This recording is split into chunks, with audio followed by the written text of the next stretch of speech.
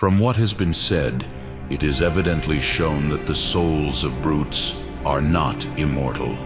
For it has already been shown that there can be no operation of the sensitive part without the body. But in the souls of brutes, it is not possible to find any operation superior to the operations of the sensitive part, for they neither understand nor reason. From this it appears that all animals of the same species work in the same way, as if moved by nature and not by art. For every swallow makes a nest in the same way, and every spider in the same way a web. Therefore there is no activity of the soul of brutes that can exist without a body. Therefore, since every substance has some operation, the soul of a brute cannot exist without a body. Therefore, when the body is finished, it perishes. Again, every form separated from matter is understood in act. For thus the active intellect makes species intelligible in act, insofar as it abstracts them, as is clear from what has been said above. But if the soul of a brute remains in a corrupt body, it will be a form separated from matter. Therefore the form will be understood in the act. But when separated from matter, the intelligent and the understood are the same, as Aristotle says in De Anima 3. Therefore, if the soul of the brute remains behind the body, it will be intellectual. That is impossible. Still, in everything which can attain to some perfection, there is found a natural desire for that perfection. For it is good that all things desire, yet so that each one has its own good. But in brutes there is no appetite to be perpetual, except that they may perpetuate themselves according to their species, inasmuch as there is in them an appetite for generation, by which the species is perpetuated, which indeed is found both in plants and in inanimate things, which is appetite resulting from apprehension. For since the sensitive soul apprehends nothing but the here and now, it is impossible that it apprehends eternal existence. Therefore he does not eat with the appetite of an animal. Therefore the soul of a brute is not capable of perpetuity.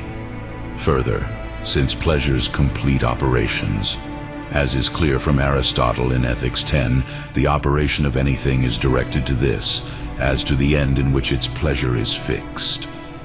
But the pleasures of brute animals are all related to the preservation of the body, for they do not delight in sounds, smells, and sights, except insofar as they are indicative of food or sexual pleasure, about which is all their pleasure.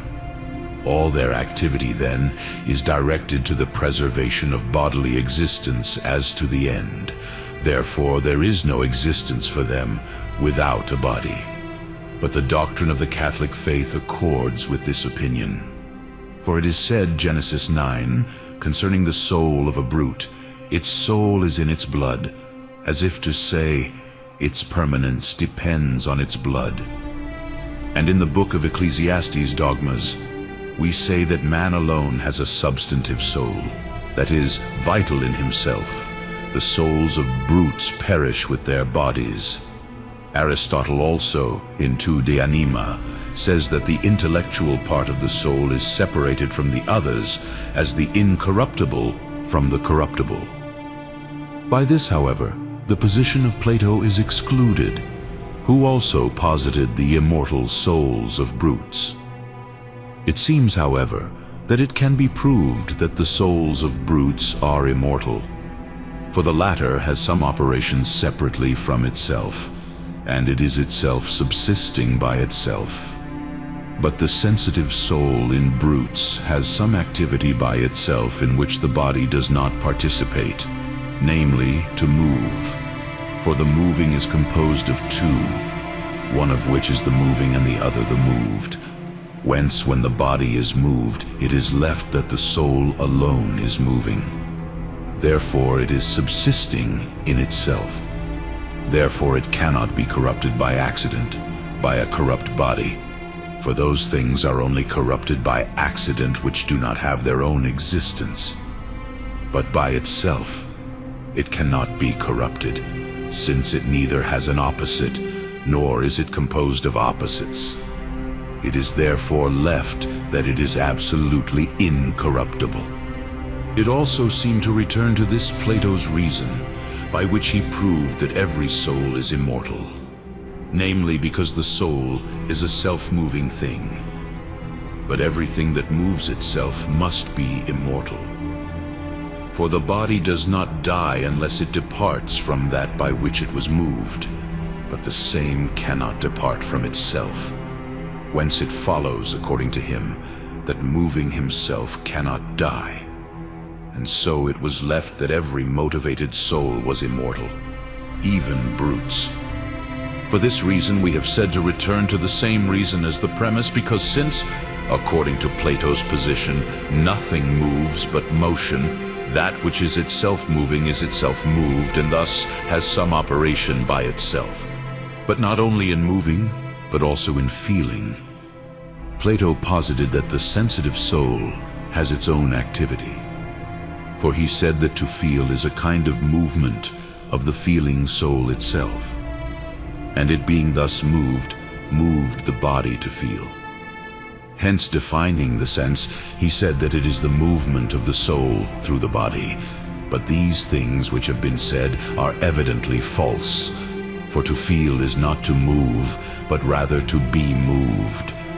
But it cannot be said in the same way that the sense suffers from the sensible as the intellect suffers from the intelligible, so that it can feel like this is the operation of the soul without a corporeal instrument, as it is to understand. For the intellect grasps things in abstraction from matter and material conditions, which are the principles of individuation, but not sense. From this it appears that the sense is of particulars, but the understanding of universals. From this it is clear that the senses suffer from things according as they are in matter, but not the understanding, but according as they are abstracted.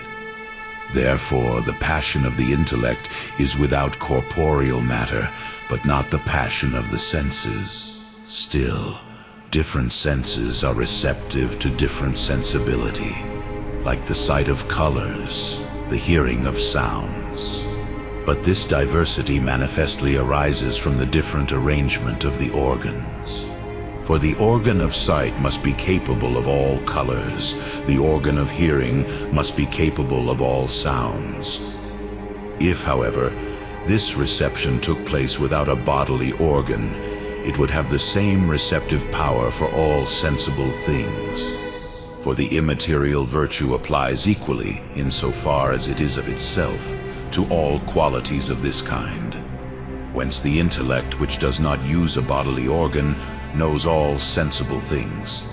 Sensing, therefore, does not happen without a bodily organ. In addition, the sense is corrupted by the excellence of the sensible, but not the intellect, because he who understands the higher things of the intelligible will not be less able to contemplate other things, but more. Therefore, the passion of the sense from the sensible and the intellect from the intelligible is of another kind. The understanding, indeed, is a passion without a bodily organ. Passion, on the other hand, is a sense with a bodily organ, the harmony of which is resolved by the excellence of the sensible. But what Plato said, that the soul is itself the mover, seems to be certain from what appears about bodies. For no body seems to move unless it is in motion. Hence Plato posited that everything that moves is moved, and because it does not go to infinity so that each movement is moved by another, he posited that the first mover in each order moves itself. And from this it followed that the soul, which is the first mover in the movements of animals, is something that moves itself. Now, this is evidently false in two ways. First, because it has been proved that everything that is moved by itself is a body. Hence, since the soul is not a body, it is impossible for it to be moved except by accident. Secondly, because when the moving as such is in act, the motion as such is in potentiality. But nothing can be according to the same act and power. It will be impossible that the mover and the moved are the same according to the same thing. But it is necessary, if something is said to move itself, that one part of it is moving and another part is moved. And in this way an animal is said to move itself, because the soul is the mover, and the body is the movement. But since Plato did not posit the soul to be a body, although he used the name motion, which is proper to bodies, he did not understand this motion properly so called, but took motion more generally for any operation, as Aristotle also says in 3 De Anima, that to feel and to understand there are certain movements, and so motion is not an act existing in potentiality, but an act completed. Hence, when he said that the soul moves by itself, he meant by this to say that it works without the support of the body, contrary to what happens in other forms, which do not work without matter, for heat does not warm separately but warm. From this he wanted to conclude that every motivated soul is immortal. For that which has operation by itself has operation by itself and can have existence by itself. But it has already been shown that the operation of the brute soul, which is to feel, cannot exist without a body. But this is much more apparent in the operation of what it is to desire. For everything that pertains to the appetite of the sensitive part manifestly takes place with some transformation of the body, whence they are also called passions of the soul, from which it follows that even moving itself is not an operation of the sensitive soul without an organ. For the soul of a brute does not move except through sense and appetite. For the virtue which is said to execute motion causes the members to be obedient to the command of the appetite. Wherefore there are more virtues that perfect the body to move than virtues that move. It is therefore clear that no activity of the brute soul can exist without a body, from which it must be concluded that the soul of the brute is destroyed with the body.